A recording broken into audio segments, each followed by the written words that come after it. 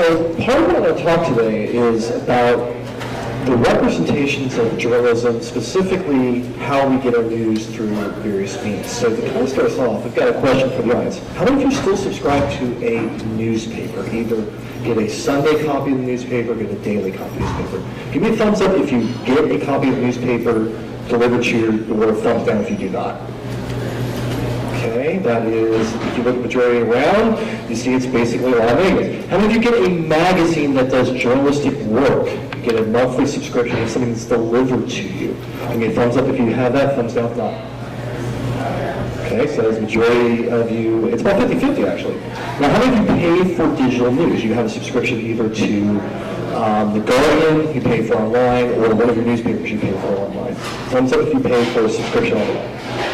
So it's about, so once again, if you look back, it's a little bit less than half, but, so we get our news from the traditional sources, at least half of us do. And to kind of get to my interest in this is that for the past almost 20 years I've been involved in the media. I came from television, I worked as an NBC affiliate in Zanesville, and I've traveled to London, I traveled to New York, I traveled to Vegas, to talk about journalism and talk about the changes that have been made in journalism throughout the course of that time. And what we tend to look at is, when we talk about journalism, much like obscenity, journalism has kind of a nebulous definition as well. So when I talk about journalism, I kind of go with, as one of my friends say, an American legacy representation of journalism. In this case, I'm talking about the type of narratives that we cover as part of these journalistic stories, specifically that the narratives have to be truthful and compelling. The idea of truth is important, specifically verifiable truth, facts that you can verify and can show to others, and that compelling part is kind of important, because if you cannot read the story, if there's no interest in the story gets lost. Another aspect that I focus on when we talk about journalism is explain to the audience why they should care about the story. I always say for my students, it's a so what approach. You cannot convince the audience that there's an important reason to know the story, it gets put to the trivial. And finally, the story should follow the spirit and ethos of the practice of journalism. And traditionally, we look at journalism, excuse me, we look at journalism as a practice. We look at that you write your stories, you gather your news, you go through the journalistic workflow, stories get published through newspapers, magazines, television, radio, what have you, and it gets to the audience. What we're starting to see more is the rise of citizen journalism. So when I'm talking about citizen journalism, there are 3 points to keep in mind. First is that typically citizen journalists are members of a given community. This given community can be of location, it can be of interest. When we talk about interest, you can talk about video games as a community of interest. It could be a community of practice. It could be a lot of different things. But as long as it is an organization of people that share some characteristics.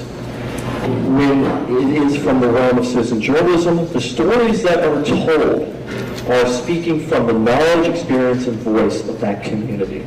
This is a little bit different than most traditional journalism, as traditional journalism goes from the top down. Citizen journalism is always from bottom up.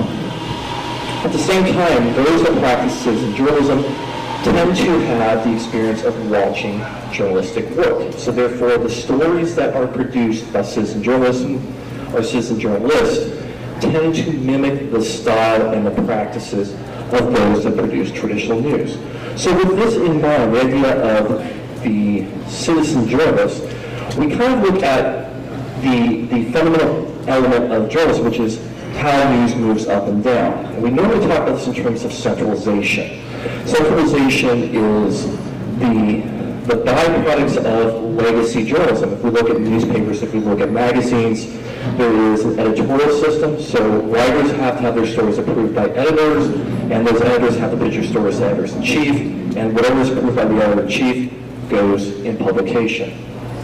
The workflow of reporters, so we have stories that are gathered, you take pictures, you write the stories, you compose them together, and it goes through the process.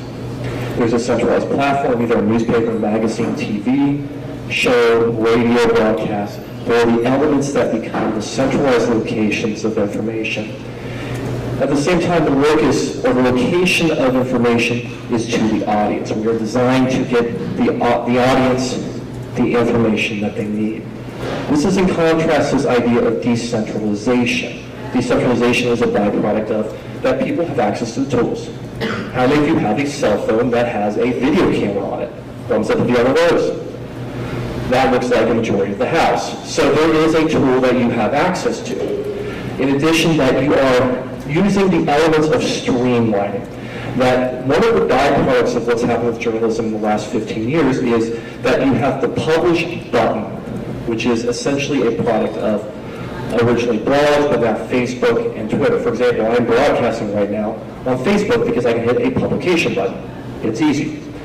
The modern editorial practices that we look at as part of the decentralization is that it's giving a little bit more control to individual reporters. That's the use of blogs, it's the use of other tools that those individuals have, and that you're starting to see communities become more mobile. So getting your news through a phone and through tablets seems to be more prevalent.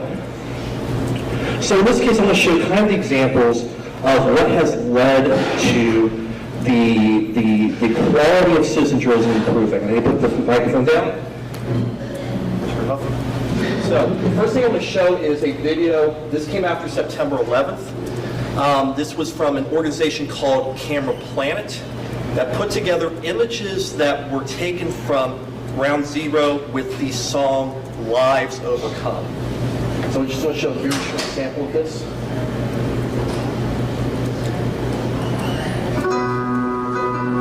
What you will notice as the video is playing, that there is the strong, centralized images of the events.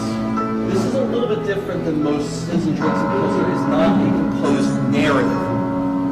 The music itself is acting as the narrative, but the visuals driving the narrative forward. These are compelling images that are representative of the events as they unfolded. So therefore, this is more of not necessarily raw, but there is a composition to this that represents the telling of the story that was outside what traditional professional news organizations can provide. There was a strength to this storytelling.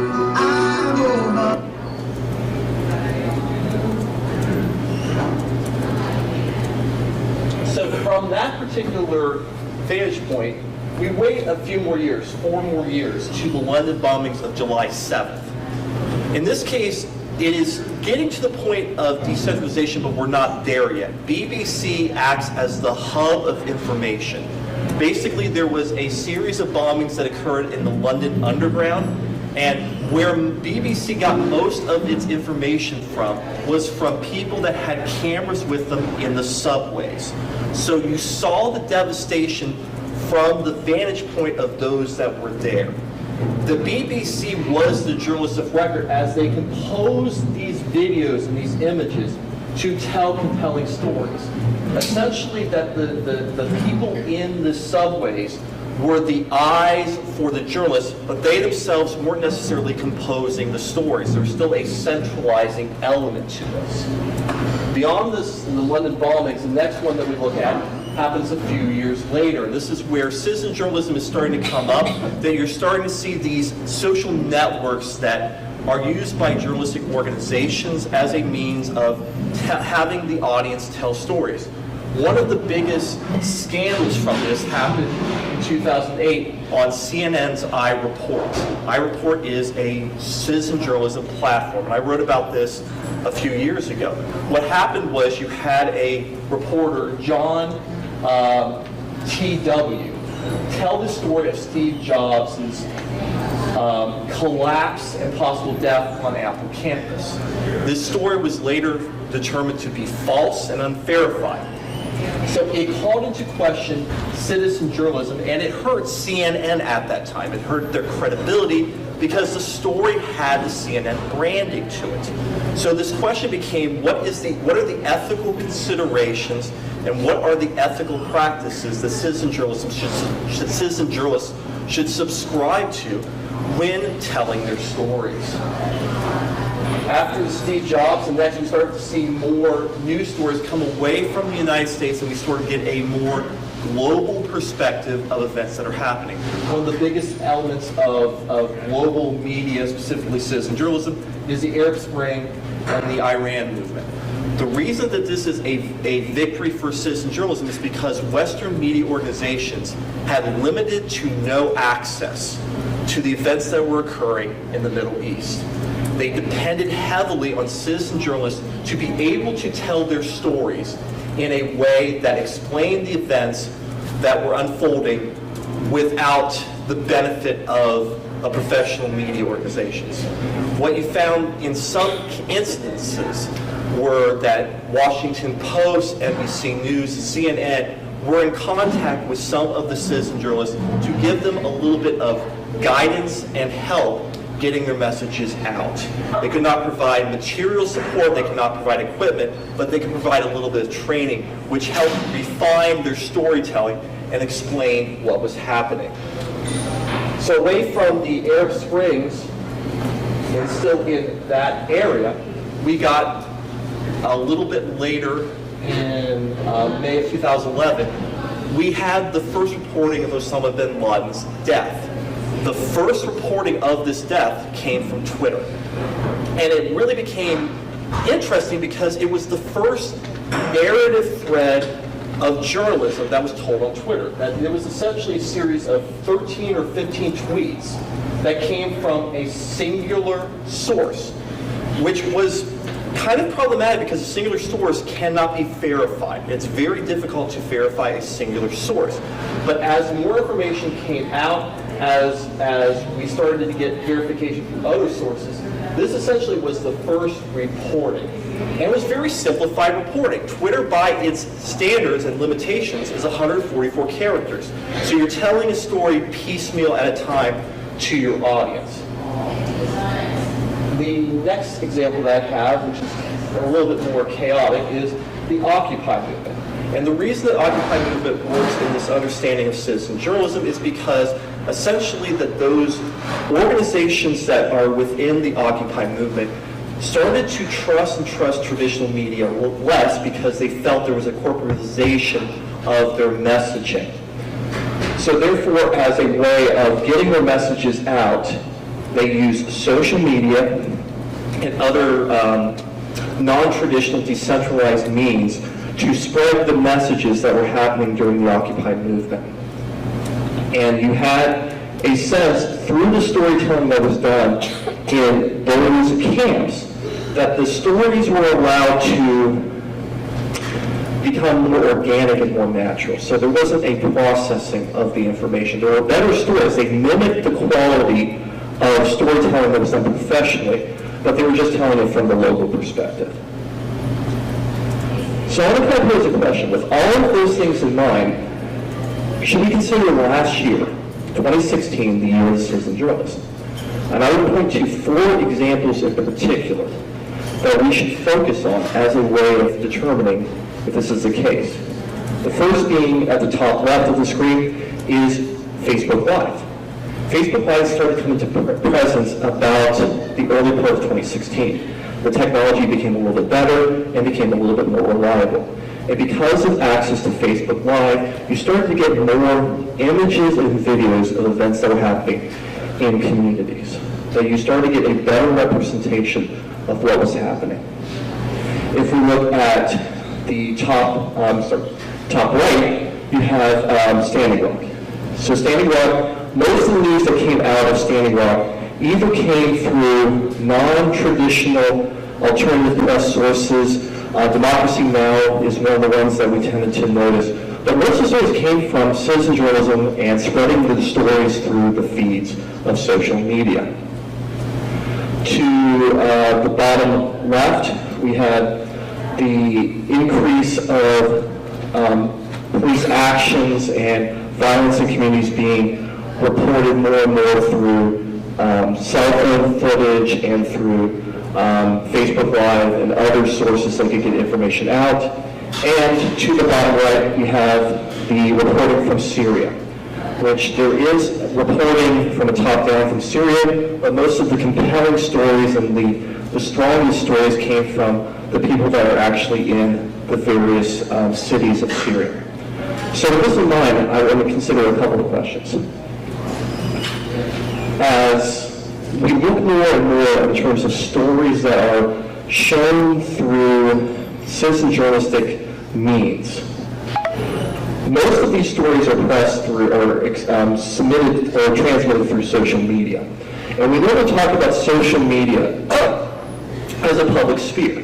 The idea of public sphere is an old theoretical concept. It's from Habermas. It says that there are these arenas that allow people to talk about the issues of the day regardless of their role in society and be able to express themselves with honesty.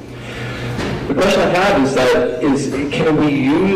social media doing that with citizen journalism? Is it spreading this information, or is it being too controlled?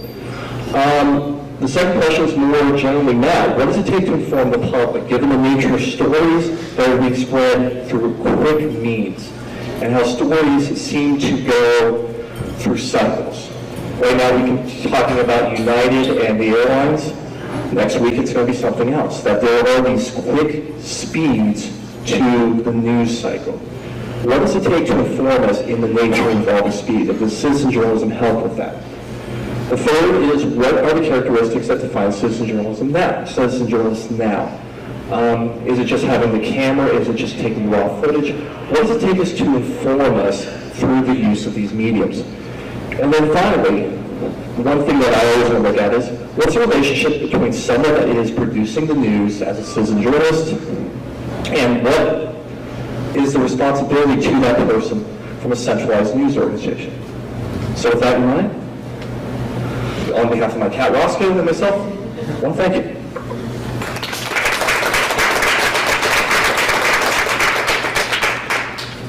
Questions for Dr. Tilton or Dr. Laughlin?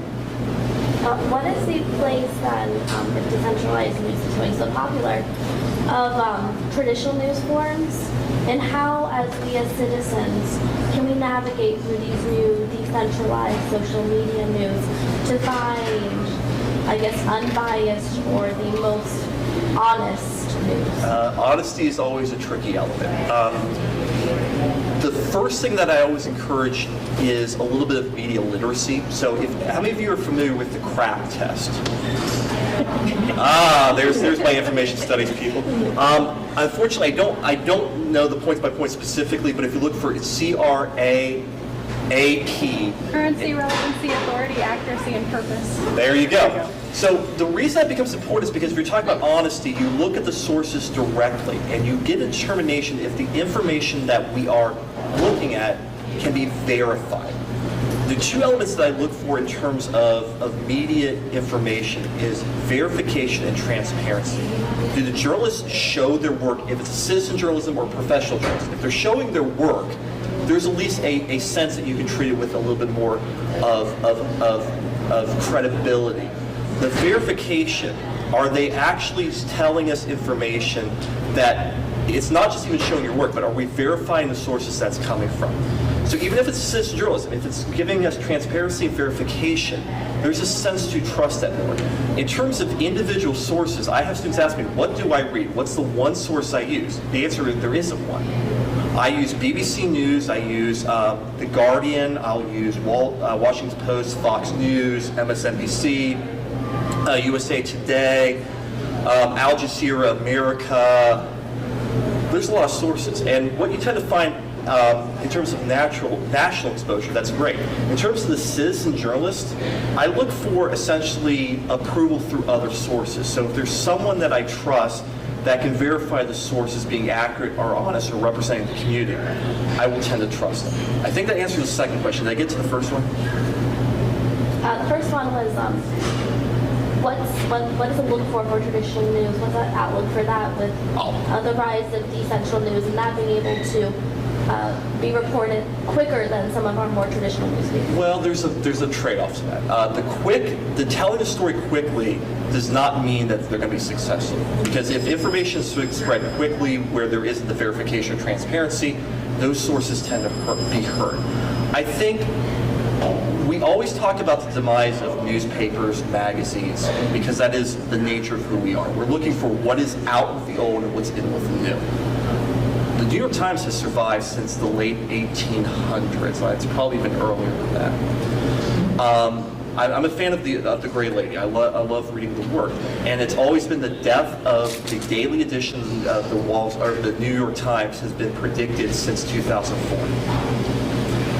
I think as long as it hits a critical mass of people that want to read the news in that format, and they can still pay the staff, and they can use other means to support themselves, those institutions will survive. We're starting to see the concern is more in the local newspapers, which is where the best journalism is. That we can see the stories of local intrigue, the local interest, and even local corruption.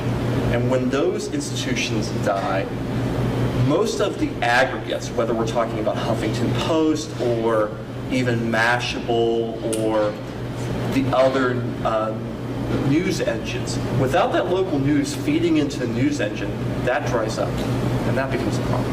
So I don't see it dying, but I see it's always going to mutate.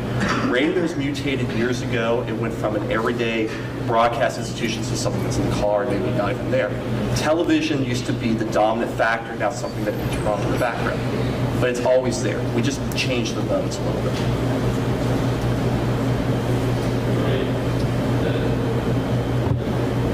Anything else? So I guess the question I have is for your presentation. You were talking about that shift and how the main character goes through this transformation, and you were mentioning that there isn't much evidence. How would we know a politician is being honest if they shift from left to right? How do we not see that as just playing to the popularity of the events of time? How would we make an argument that that person is being authentic in their political beliefs based on the historical perspective? There are four general arguments on why people do that. The first one would be opportunism. Mm-hmm. You're getting something out of it. Right. So we can dismiss those people because they're getting something out of it. And nobody's saying they all do it for idealistic reasons. Right. Another reason is psychological. The person has a particular personality and craves, does this ring a bell? And craves attention. No idea what you're talking about. And they have to be in the center of the limelight constantly. And the argument that it's part, and I focus on in sort of an ideological contrast, that you're going from one extreme to another, and there are certain commonalities, even though it's opposite. I don't want to get into that. But I found with Hervé, unlike Mussolini wanted power. And Mussolini had certain beliefs that he seemed to jettison as long as he got power. But if you look at certain politicians we know today, they seem to have changed their mind, and they're still changing their mind from a day-to-day basis. Right. Now there, it becomes very different. But Hervé was an idealist. Hitler believed what he was doing. Right. He didn't have to shift. He never shifted.